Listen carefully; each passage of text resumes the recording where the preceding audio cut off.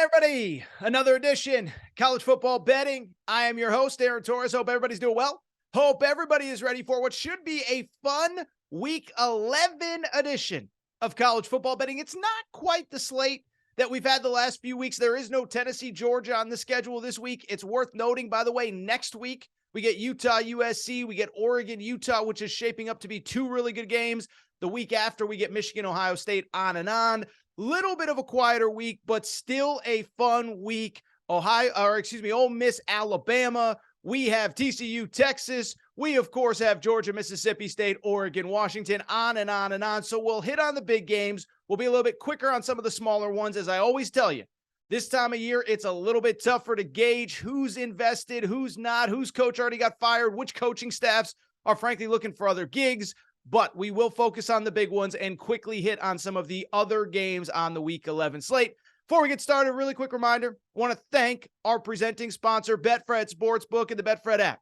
By now, you know their story, but I love telling it, and I love working with these guys. Started in 1967 in the UK. It is one of the biggest, most reputable shops across the UK, 1,600 shops across the UK, and they have come to the States and made a big splash with obviously the sports betting boom here in the United States.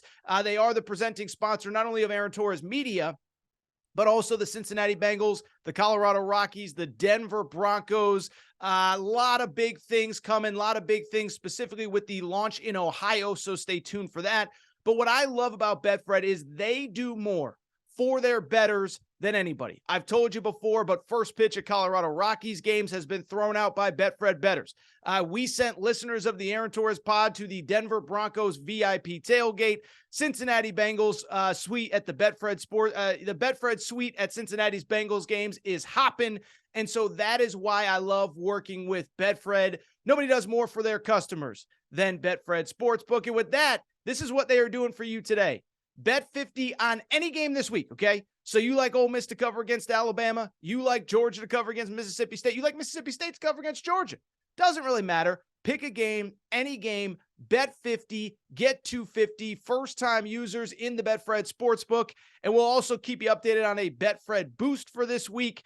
But thank you to Betfred Sportsbook. They are our presenting sponsor, and we are so excited to have them on board here with the college football betting show with Aaron Torres. Also, as always, make sure to subscribe to the show, Apple, Spotify, wherever, the YouTube page. Thank you for all of you who have shown support there. College football betting with Aaron Torres. The best is yet to come. Thank you for what you do for this show. But that said, let's get to the Week 11 slate. Cannot believe we are here in Week 11. And as I said to lead the show, I don't know that there's like the amazing game on the schedule this week, but there is a matchup of top 15 teams that is very interesting, maybe not for playoff implications, but more for one, SEC title implications, and two, for implications, I would argue, on the present and future of college football. I'm, of course, talking about Ole Miss hosting Alabama on the Grove. Kickoff is set for 3:30 Eastern, CBS. It is the CBS game of the week. Alabama comes in as a 12-point favorite, the over-under 64.5 at the Betfred Sportsbook. And what I would say about this game in general is this. I think you guys and girls have listened to this show for long enough. You know, I try to really, this is the show where I take the emotion out of it. This is a betting show. This isn't a preview show necessarily. And on the Aaron Torres pod, I talk more about the emotional side of football, and this team's coming off that, and that team's coming off that, and what does it all mean in the bigger picture? But I do think emotion does come into play in this game, and the stuff going on off the field will be as interesting as the stuff going on the field, especially as it pertains to Alabama. Listen, you don't need me to tell you, but they lose last weekend. They are essentially out of the college football playoff picture. They may be out of the SEC West picture by the kickoff of this game. Remember, Arkansas LSU is a noon Eastern, 11 Central kickoff. If LSU wins that game, they win the SEC West. They're going to Atlanta, and Alabama is just playing for pride and probably a New Year's Six Bowl at that point. And so I bring it up because with Alabama, there is the pride factor. There is the psyche factor to it. And there's also the factor that, let's just be honest, let's call a spade a spade. This team has not been good on the road the last 2 seasons. Obviously, in 2020, they win a national championship. There's a great core of veterans on that team. Mac Jones, Najee Harris, Devontae Smith, on and on and on and on and on. Well, since that group left, which was also the same time that Steve Sarkisian left, this has not been the same team mentally and especially on the road. I think you know the facts by now, but the bottom line is in their last 8 road games dating back to the start of last year, 5-3 overall, 2-6 against the spread. So not only do they have 3 losses on the road since the start of last season, but they also have a 1-point win against Texas this year, a 2-point win against Florida last year, a 4 overtime victory against Auburn. This has not been the same team on the road. And by the way, 2-6 against the spread in those 8 road games. One of those games was the Arkansas game this year, which, if you remember, was very close early in the fourth quarter before Alabama ripped off 21 straight points to close the game. So I worry about their psyche. I worry about their emotions. Listen, at this point, you know about the offense and you know about the defense. I do worry a little bit about just, are they fired up for this game in what, we'll see. We'll see how excited they are to go in this one. From the Ole Miss perspective, what I would say, a couple things stand out. One, I do think it's important. First of all, I think Lane Kiffin, I don't want to say that he's been great against Saban, but remember when they played 2 years ago, Ole Miss gave Alabama fits. They ended up falling apart at the end, but it was a 15-point final score. But it was close into the middle of the fourth quarter. And then even last year, I think you look at the final score from last year, what you forget, Lane Kiffin went too far in that analytics playbook. 3 early possessions went for it on 4th down, did not convert any of them. And it resulted in Alabama running away with it early. It was a pretty competitive game once Lane Kiffin realized that he had a punter on his roster. So I think Ole Miss is going to be ready to go. And I think really what this comes down to is the stuff that we talk about all the time. Besides the mental psyche, who's ready, who's not, it's going to come down to, can Ole Miss run the football? Can Alabama stop the run? Ole Miss this year, best run game in the SEC. We talk about it all the time. When you think Ole Miss, when you think Lane Kiffin, I think everybody assumes it's a high-powered passing attack, except it's really not this year, not with Jackson Dart. It's the run game. Best in the SEC, 3rd nationally behind only Air Force and Army, who don't even try to throw the football. And Alabama has been susceptible to stuff on the ground. Remember, this was a team that gave up 5 yards per carry against LSU last week. This was a team that gave up 182 yards and 5 yards per carry against Tennessee.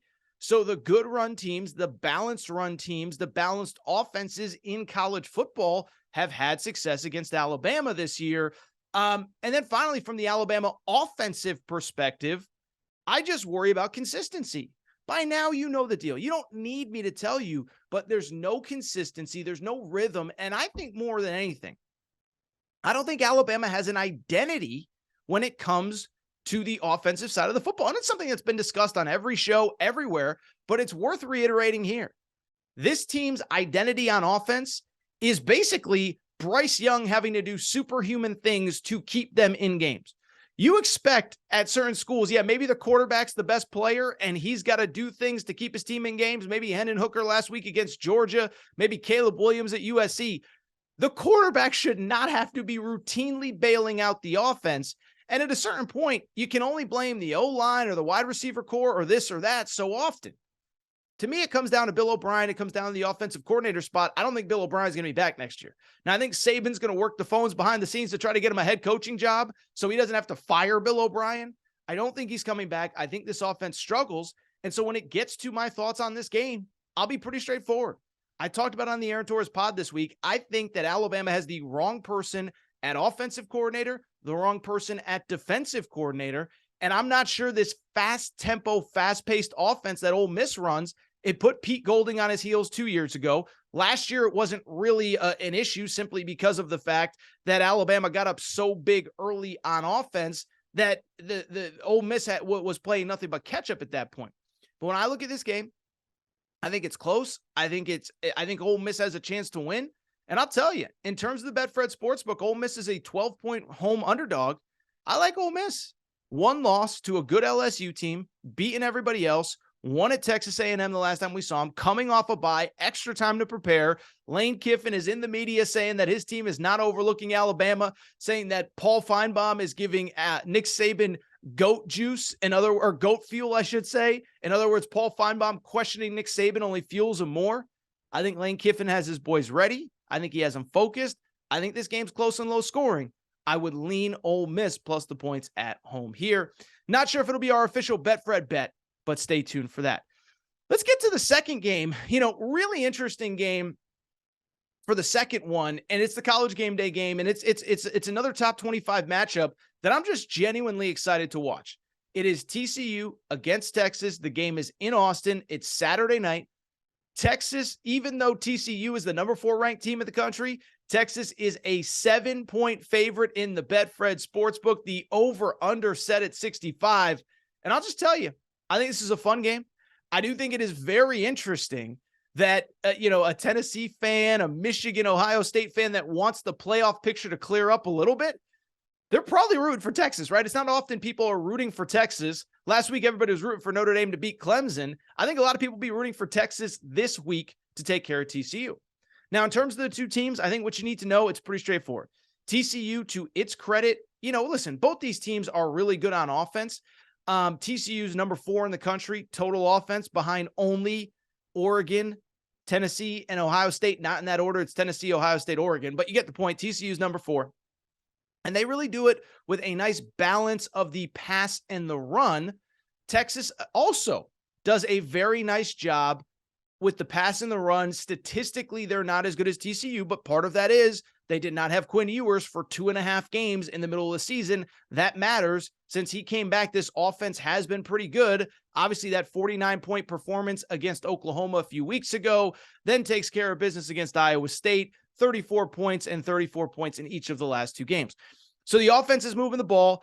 Obviously I think what everybody kind of wants to know, right, is how do the defenses stack up in this game? We think both teams can move the ball. We know both teams can score. And so the question becomes, how do the defenses stack up? Well, statistically, I'd say this. Texas, again, TCU's probably a little bit more balanced on offense. Texas is really good against the run. So that eliminates some things for TCU. You would think in theory, Texas, one of the best run defenses in the Big 12. TCU near the bottom of run defense in Big 12.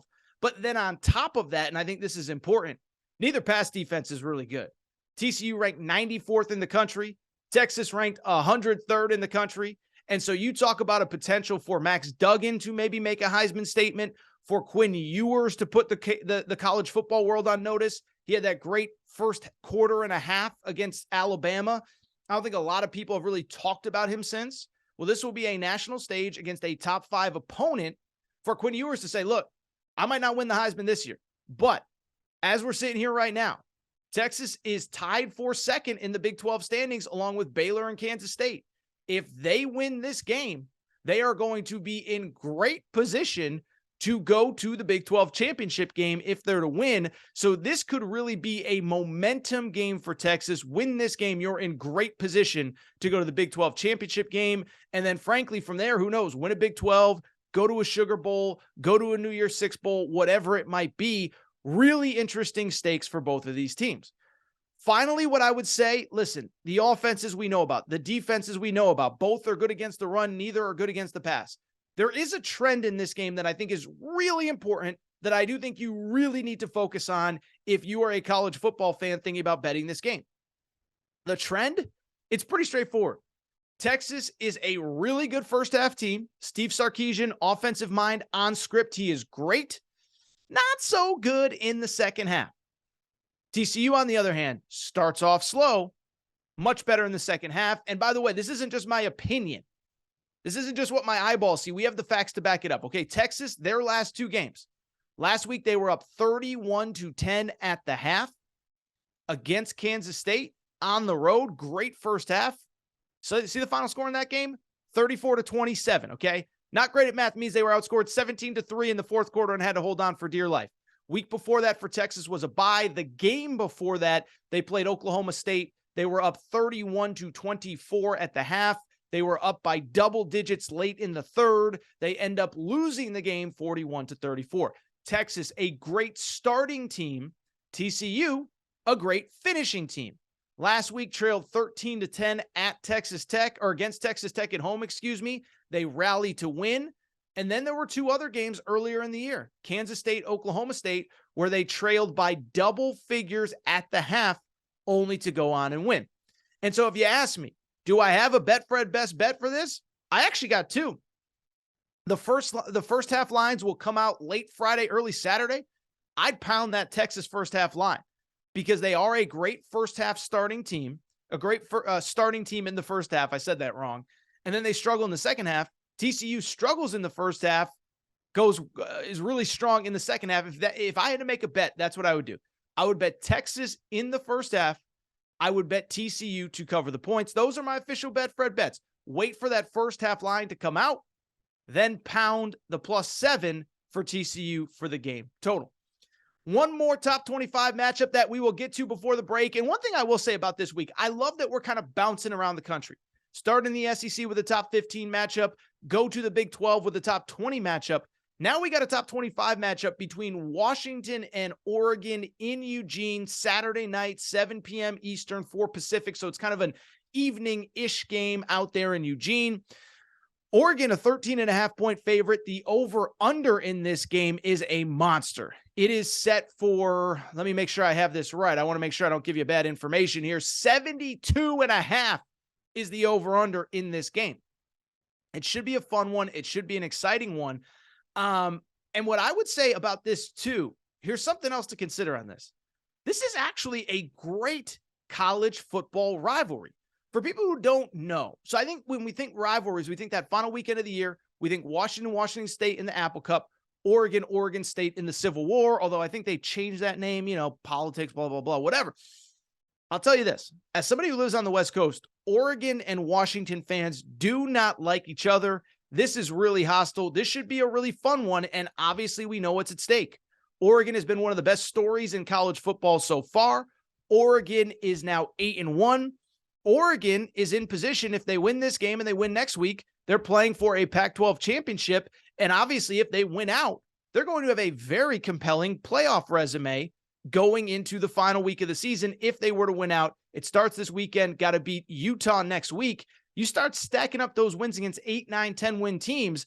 I know it's the Pac-12, but it's a very compelling resume. Now, in terms of the matchup itself, what's interesting is, first of all, I think with Oregon, right, we think of this Washington club with Michael Penix, with Kalen DeBoer, their head coach, as this offensive machine. It's actually Oregon that has been the better offensive team all year, and I don't think people realize just how good this team has been. First off, 8-1, 8-0 since that Georgia game in week 1. And how about this? 7 double-figure wins for the Ducks, okay? So of their 8 wins, 7 have come by double figures, and they're doing it really with a lot of balance, okay? 289 yards rushing per game, 230 rush yards per, or 289 yards passing a game, 230 rush yards per game. Overall, the number 2 total offense in college football, number 3 scoring offense, as I said, behind only Tennessee and Ohio State. Actually, that's backwards. They're number 3 in total offense, number 2 in scoring offense, behind only Tennessee. Whatever. The point is, this offense is really good. It's really balanced. And you know what else, by the way, that Oregon's doing really well? And this is going to drive Auburn fans crazy. They're taking care of the football. +7 in turnover margin on the year. Why Auburn fans would be mad is, of course, because Bo Nix was at Auburn and did crazy Bo Nix stuff all the time. And obviously, that was a big part of the reason why Auburn struggled. Frankly, why Gus Malzahn got fired a few years ago, all that good stuff. Now, from the Washington perspective, it's important to note they are not as balanced as Oregon. They don't try to be as balanced as Oregon. No. They actually want to just throw the ball and throw the ball a lot. They're one of the few teams, right? I just talked about it with Texas, with TCU, with Ole Miss. All these offensive guru head coaches, most of them really do like to set up the pass game with the run, even if the big pass plays are what we all remember and what we see on SportsCenter. Washington ain't that team. Washington wants to throw the ball and throw the ball often, and they currently have the number 1 pass offense in college football, thanks to Michael Penix, Kalen DeBoer, and what they do over there. Now, what's interesting to me about this game is how the defenses match up, okay? Because here's the bottom line. Oregon They're balanced, but I do think at the end of the day, if they have their druthers, they prefer to run the ball right at you. Remember, the core of this team was recruited by Mario Cristobal. Mario Cristobal is an O-line guy. That O-line is physical. They're tough. They're mean. They run the ball, and I think that's what they want to do. Well, here's a crazy stat for you. You know who the best run defense is in college football, or in the Pac-12, excuse me? You know who the best run defense is that Oregon has seen since Georgia in week 1? It's the Washington Huskies. On the flip side, and I think this is really important, Oregon is really good running the ball. They're really good passing the ball, and they're really good on run defense. Do you know where they rank in pass defense in the Pac-12? They are 11th of 12 teams in total pass defense.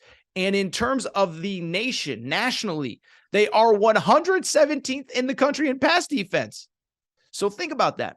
Washington's strength on defense goes against Oregon's strength on defense. Washington's strength on offense goes against Oregon's weakness on offense. I know it's a road game. I know Eugene is really tough to play. Ask UCLA. If I had to take a side on this, Washington plus 13.5, I do think that I would probably take Washington. They should be able to throw the ball. They should be able to move the ball through the air, and they should pose at least a little bit of resistance against that Oregon run game. I'll tell you this, I don't think either defense really slows things down, and because of it, I expect a fun game. Let's get to the rest of the Week 11 slate in college football. And I do want to start with the game that I don't think anybody can really figure out. Arkansas is hosting LSU. LSU is just a 3.5-point favorite off of that win against Alabama. Arkansas coming off the loss to Liberty at home. Yet LSU is only a 3.5-point favorite in the Betfred Sportsbook. The over-under is 64.5. And if this feels weird, and if it feels like you want to run to the window and throw all your money in the Betfred Sportsbook on LSU, you're not alone. I saw this tweet from somebody named Max Meyer who said that at the Caesar Sportsbook, now you need to be betting at Betfred, but at the Caesar Sportsbook, LSU has received more spreads than every NFL team except for the Atlanta Falcons. LSU also has more money to cover the spread than 22 of 28 teams. Point being, everybody likes LSU. Point being, generally when that happens, that's usually a bad sign if you're on that side. Think about last week with Tennessee +8 at Georgia. And so to me, this just feels like the stay aways. I do think the other factor that it's important to note too, we don't know the status of KJ Jefferson. Bruised shoulder, hasn't been at 100%. Sam Pittman is kind of coy on what's going on with KJ Jefferson. Now, if you do want to bet Arkansas, I will say this. There is some stylistic things that play in their favor. Arkansas, remember, is great at running the ball, 10th nationally, second in the SEC behind only Ole Miss. LSU, not great at stopping the run. Now, some of those stats that they gave up were early in the season against really good teams, Florida State, things like that. But Arkansas's strength on offense does go against a little bit of a weakness. And then I will say Arkansas's weakness, it's one of the great weaknesses in all of college football, is pass defense, where Arkansas ranks 129th out of 130 teams. Well, LSU doesn't really throw the ball great with Jaden Daniels. So I get the scenario where Arkansas could pull the upset. But as I tell you, I try to be honest with you. I don't try to push bets on you. I just try to give you my opinion and the facts to back it up. This is a total stay away to me. I don't get the point spread. Just stay away. Just stay away. Save your money for another game. If you really like one side, take it. I'm staying away. Let's keep it going. Let's just stay in the SEC really quick and rip through some of these other games. A couple that are total stayaways to me. Missouri at Tennessee. Tennessee's -20.5, so almost a 3-touchdown favorite. Total stay away to me. Listen, Tennessee's a great team, a great story. And to their credit, every time that they've had to rise to the occasion, they have. Same time, this is a little bit of a body blow game. You played Georgia last week. Now you got to come home. Noon Eastern kickoff on CBS in this one. And the other thing worth noting on Missouri actually does play pretty good defense. Now, do they have the dudes to match up with Tennessee? That I don't know. But here is Missouri's point totals allowed the last couple weeks. 17 against Kentucky, 10 at South Carolina, 14 against Vanderbilt, 24 against Florida, 26 against Georgia, 17 against Auburn. So in SEC play, Missouri has not given up more than 26 points in any game. I don't know that they slow down Tennessee. I could see it. On the other hand, Tennessee's been awesome at every step of the way, except for last Saturday against a really good Georgia team. Total stay away to me. I think speaking of total stayaways, if you want to bet A&M at Auburn, Auburn is a 1.5 point favorite. The over under 48.5 in the Betfred Sportsbook. If you want to bet that one, well, God bless your little heart and soul, because that is a total stay away to me. Both teams stink. Interim head coach. And here's the other factor too. The flu is running through both locker rooms. Now, we saw last week A&M was very limited because of the flu. Connor Wegman did not play. He's expected back, but they're still having issues in their locker room. Cadillac Williams, the interim head coach at Auburn, is having issues in their locker room. If you want to bet it, good for you. Total stay away to me. Let's keep it going. South Carolina at Florida. Florida, an 8-point favorite, over under 59. This is a game that for Florida, it actually is senior day at the Swamp. They close at Vanderbilt, at Florida State. So final home game, a little emotion there, 4 p.m. Eastern kickoff. But I will say this. I think I kind of like South Carolina in this one. South Carolina, we talked about it last week. They largely take care of the teams that they're supposed to. Now, they struggled a few weeks ago with Missouri, but this year, this is who they've beaten. Vanderbilt, Texas A&M, Kentucky without Will Levis, and then last year, they beat Auburn as Auburn was reeling. They beat Florida as Florida was reeling. And so South Carolina, listen, I don't think Shane Beamer's that good. I don't think this team is that good. But to his credit, it seems as though he has his teams ready for the games that they're expected to win or the 50-50 games. And I feel like this is that game for them. Because Florida, to their credit, Florida right now is sitting at 6-4, 5-4.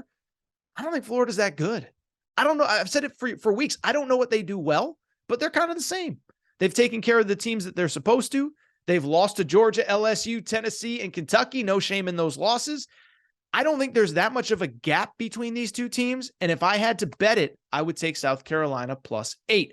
Really quickly, the only other ones that really stand out, I will say I do like Florida State -7.5 at Syracuse. First of all, Syracuse, Syracuse is on a 3-game losing streak. Remember, they lost to Clemson. They were 6-0 at the time. Since then have lost to Clemson, NC State, or not NC State. They lost to Clemson, Wake, and last week they to Notre Dame, and then Wake last week. Here's the issue with Syracuse. One, they can't stop the run. Well, Florida State has the best rush offense in the ACC. And two, Garrett Schrader, their quarterback, we don't know what his status is going to be. He hasn't played in a few weeks. Dino Babers, the Syracuse coach, was asked about it this week. His direct quote was, and this is not I'm not making this up. Dino Babers was asked about the status of his quarterback. He said, I would say that he's got an owie that we're sensitive to, an owie, like a 6-year-old. Yes. So that's what Dino Babers said. He's having a little fun with it. I don't know if you can expect Garrett Schrader, but I just think this is a good matchup for Florida State. They have the best run offense in the SEC. The ACC, excuse me. Keep in mind, Syracuse gave up 246 yards rushing to Notre Dame a few weeks ago, 293 yards to Clemson. I like Florida State, one of my best bets. I don't know if I have an official Betfred best bet this week. I do like Florida State -7.5. A couple others that feel like stayaways to me. Late night Arizona at UCLA. UCLA is a 19.5 point favorite. Arizona cannot stop the run, which you would think would be a very good sign that they will not cover against UCLA, which obviously has a top 10 rush defense, the number one rush offense in the Pac-12. The problem is that Arizona, on the other hand, has a great pass offense. Their pass offense is actually best in the Pac-12 behind only Washington, which is number 1 in the country.